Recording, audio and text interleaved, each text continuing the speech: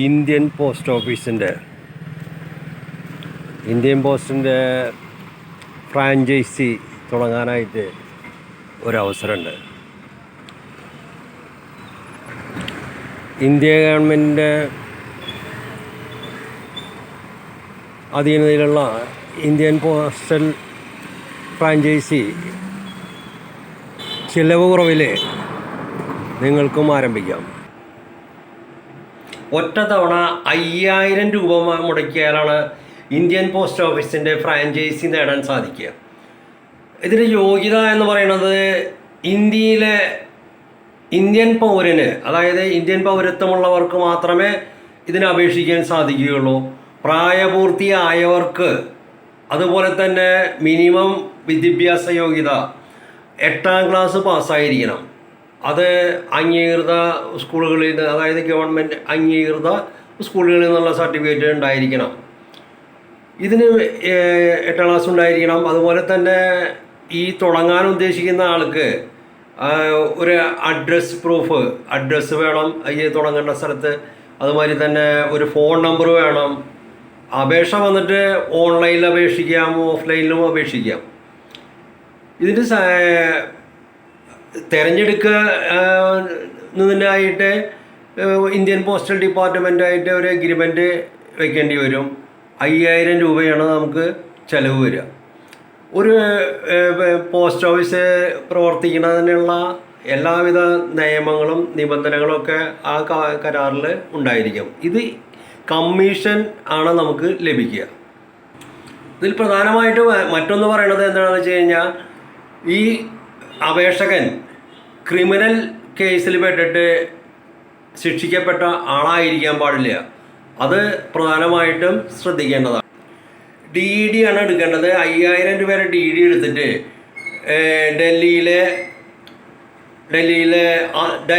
Assistant director of postal department, അതായത് director general assistant director general department of തപാൽ post office department of തപാൽ എന്ന വിലാസത്തിലാണ് അയക്കാൻ പറഞ്ഞിരിക്കുന്നത്.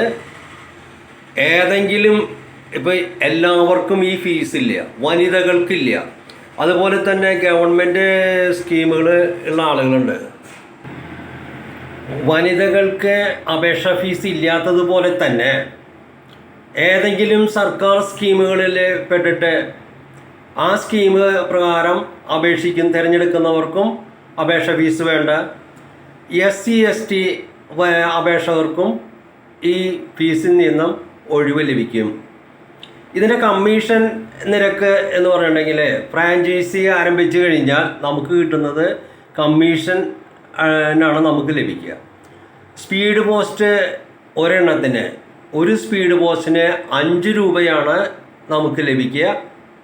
അതുപോലെ തന്നെ രജിസ്ട്രേഡ് പോസ്റ്റിന് 3 രൂപ രജിസ്ട്രേഡ് പോസ്റ്റിന് ലഭിക്കും. അതുപോലെ മണി ഓർഡർ അയക്കുന്നതിന് 200 രൂപ വരെയുള്ളതിന് 3 രൂപ 50 പൈസ കിട്ടും. 200 രൂപയ്ക്ക് മുകളിൽ 5 രൂപ കിട്ടും. മണി ഓർഡറൊക്കെ കുറവായിരിക്കും, ഒക്കെ ഓൺലൈനും ഗൂഗിൾ പേ ഒക്കെ ആയില്ലേ. പിന്നെ ഇതിൽ